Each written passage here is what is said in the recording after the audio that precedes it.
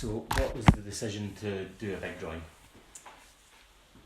I think in terms of concepting something that's at a scale that we can show other people the methods of what we do, whether we use these exact drawings or not is another aspect of the process, but by the time we get them imported with that quality, with the hand-drawn quality, and then sometimes William will ink aspects of it and we'll use them the way they are, I think it gives something to the comic that's part of like a painterly process, a drawing process that's of that scale kind of thing, because we normally work A4, A3 and things like that. It's a traditional scale, and I think scale is making a huge difference to what we're doing, and we can get back and think about we're doing some background thumbnails as well. They're still quite large. We wouldn't necessarily thumbnail a background at that scale, but for what we're doing, they're okay for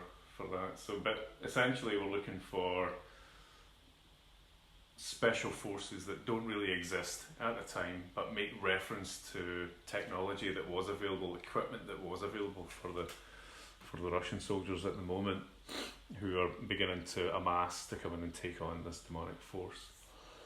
So it was an exploration, really.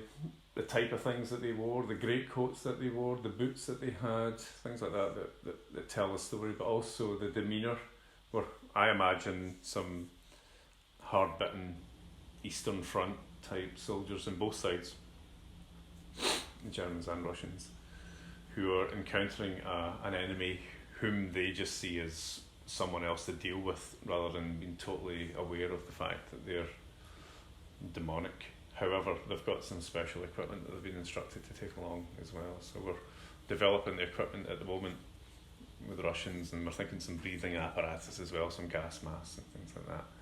And we're still developing the Germans' technology to try and take on this, what they don't realise is a very difficult force indeed to deal with, even with all our experience. So I think that's where we're at the moment in terms of some backgrounds, some effects, some costumes, some body language, some textures that we can use later on as well.